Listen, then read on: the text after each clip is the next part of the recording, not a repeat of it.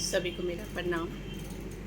आज हम श्रीमद् भगवद गीता के तीसरे अध्याय का महात्म्य पढ़ेंगे। श्री भगवान कहते हैं, प्रिय, जन स्थान में एक जड़ नामक ब्राह्मण था जो कौशिक वंश में उत्पन्न हुआ था।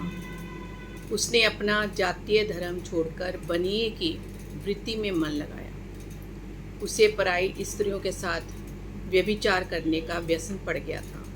वह सदा जुआ खेलता, शराब पीता और शिकार खेलकर जीवों की हिंसा किया करता था। इसी प्रकार उसका समय बीतता रहता।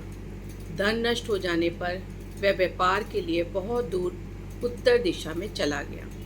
वहाँ से धन कमाकर घर की ओर लौटा। बहुत दूर तक का रास्ता उसने तय कर लिया था।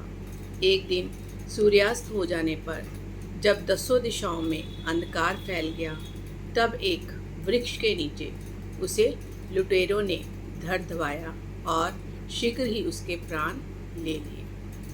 उसके धर्म का लोप हो गया था, इसलिए वह बड़ा भयानक प्रेत बना। उसका पुत्र बड़ा धर्मात्मा और वेदों का विद्वान था। उसने अब तक पिता के लौट आने की राह देखी। जब वे नहीं आए, तब उनका पता लगाने के लिए वह स्वयं भी घर छोड़कर चल दिया। वह प्रतिदिन खोज करता, मगर राहगीरों से पूछने पर भी उसे उनका कुछ समाचार नहीं मिलता था। तदंतर एक दिन एक मनुष्य उसकी भेंट हुई जो उसके पिता का सहायक था। उससे सारा हाल जानकर उसने पिता की मृत्यु पर बहुत शोक किया। वह बड़ा बुद्धिमान था।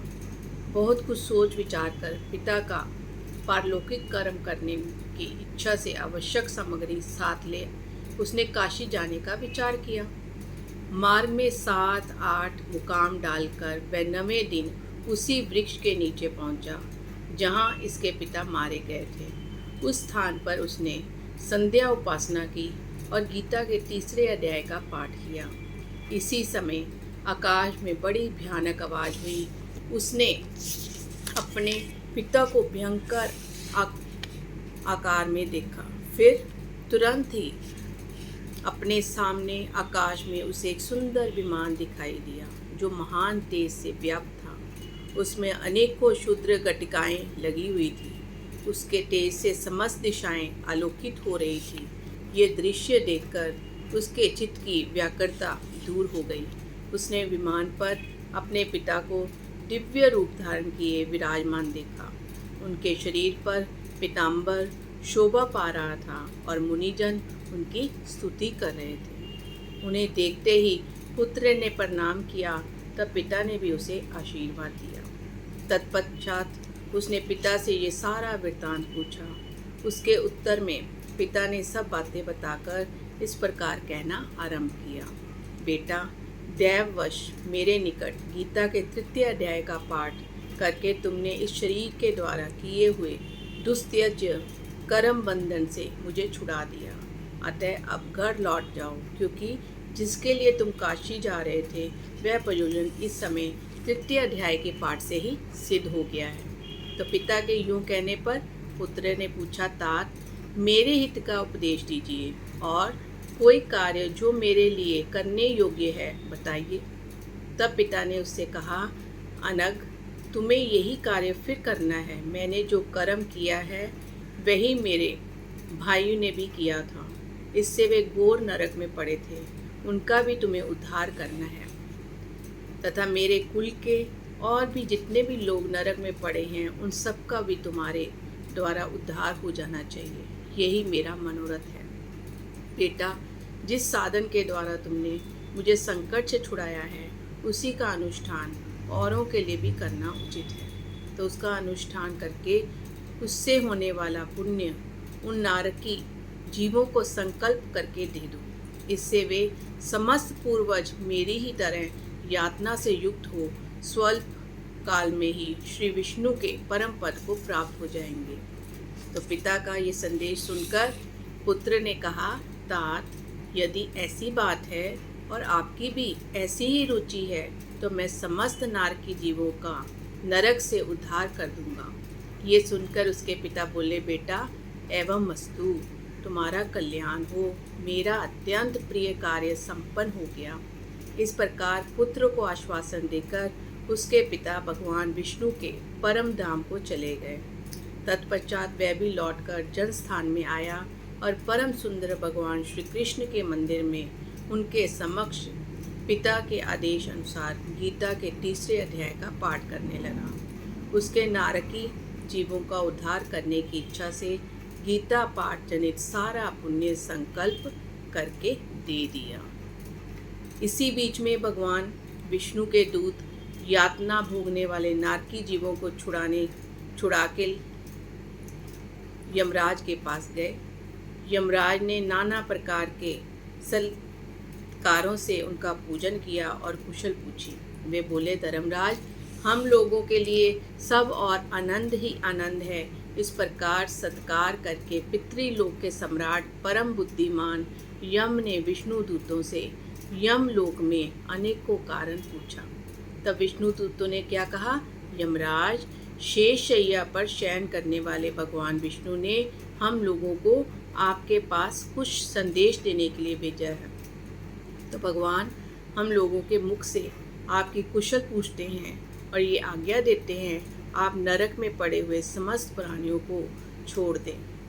तो अमित तेजस्वी भगवान विष्णु का ये आदेश सुनकर यम ने मस्तक झुकाकर उसे सत्कार किया और मन ही मन कुछ सोचा। तत्पश्चात मदोन्नत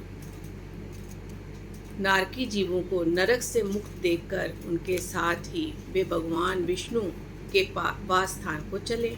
यमराज श्रेष्ठ विमान के द्वारा जहाँ क्षीर सागर है वहाँ जा पहुँचे।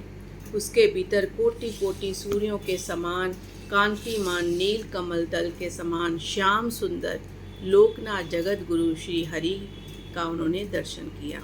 भगवान का तेज उनकी शैया बने हुए शेषनाग के फनों की मनियों के प्रकार से दुगना हो रहा था। वे आनंद युक्त दिखाई दे रहे थे। उनका हृदय प्रसन्नता से पूर्ण था। भगवती लक्ष्मी अपनी सरल चितवन से प्रेम पूर्वक उन्हें बार बार निहार रही थी। चारों ओर योगी जन भगवान की सेवा में खड़े थे।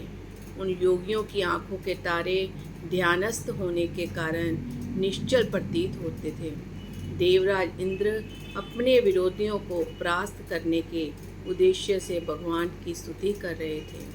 ब्रह्मा जी के मुख से निकले हुए वेदांत वाक्य मूर्तिमान होकर भगवान के गुणों का गान कर रहे थे। भगवान पूर्णतः संतुष्ट होने के साथ ही समस्त योनियों की ओर से उदासीन प्रतीत होते थे।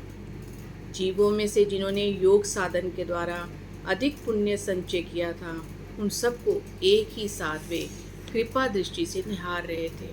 भगवान अपने स्वरूप भूत अखिल चराचर जगत को आनंदपूर्ण दृष्टि से आमोदित कर रहे थे और शेषनाग की प्रभा से उद्भासित एवं सर्वत्र व्यापक दिव्य विग्रह धारण किए नील कमल के सदृश श्याम वर्ण वाले श्री हरि ऐसे जान पड़ते थे मानो चांदनी से गिरा हुआ आकाश सुशोभित हो रहा हो।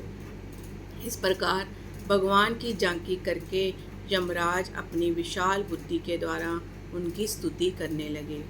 यमराज बोले, संपूर्ण जगत का निर्माण करने वाले परमेश्वर, आपका अंतःकरण अत्यंत निर्मल है। आपके मुख से ही वेदों का प्रादुर्भाव हुआ है। आप ही विश्व स्वरूप और इसके विधायक ब्रह्मा हैं। आपको नमस्कार है। अपने बल और वेग के कारण जो अत्यंत दुर्दश प्रतीत होते हैं, ऐसे दानवेंद्रों का अभिमान चूर्ण करने वाले भगवान विष्णु को मेरा नमस्कार है। पालन के समय सत्व में शरीर धारण करने वाले विश्व के आधारभूत सर्वव्यापी श्री हरि को नमस्कार है। समस्त देहधारियों की पातक राशि को दूर करने वाले परमात्मा को प्रणाम है। जिनके ललाटवर्ती नेत्र के तनिक सा खुलने पर भी आग की लपटें निकलने लगती हैं, उन रुद्र रूपधारी आप परमेश्वर को नमस्कार है।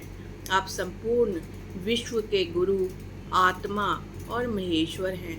अतः समस्त वैष्णव जनों को संकट से मुक्त करके उन पर अनुग्रह करते हैं। आप माया से विस्तार को प्राप्त हुए अखिल विश्व में व्याप्त होकर भी कभी माया अथवा उससे उत्पन्न होने वाले गुणों से मोहित नहीं होते। माया और माया जनित गुणों के बीच में स्थित होने पर भी आप पर उनमें किसी का प्रभाव नहीं पड़ता। आपकी महिमा का तो अंत नहीं है, क्योंकि आप असीम हैं। फिर आप वाणी के विषय कैसे हो सकते हैं? अतः मेरा मौन रहना ही उचित है।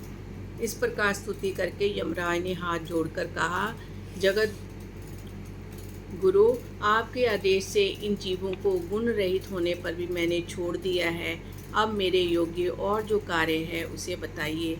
उनके यूँ कहने पर भगवान मधुसूदन मेघ के समान गंभीर वाणी द्वारा मानो अमृत रस से सींचते हुए बोले, धर्मराज, तुम सबके प्रति समान भाव रखते हुए लोगों का पाप से उद्धार कर रहे हो। तुम पर देहधारियों का भार रखकर मैं निश्चिंत हूँ। अतः तुम अपना काम करो, अपने लोक को लौट जाओ। यूँ कहकर भगवान अंतर ध्यान हो गए और यमराज भी अपनी पुरी को लौट आए। तब वह ब्राह्मण अपनी जाति के और समस्त नारकी जीवों का नरक से उद्धार करके स्वयं भी श्रेष्ठ विमान द्वारा श्री विष्णु धाम को चला गया। तो फ्रेंड्स, ये है हमारे तीसरे अध्याय का महात्म। तो thank you friends, love you all friends.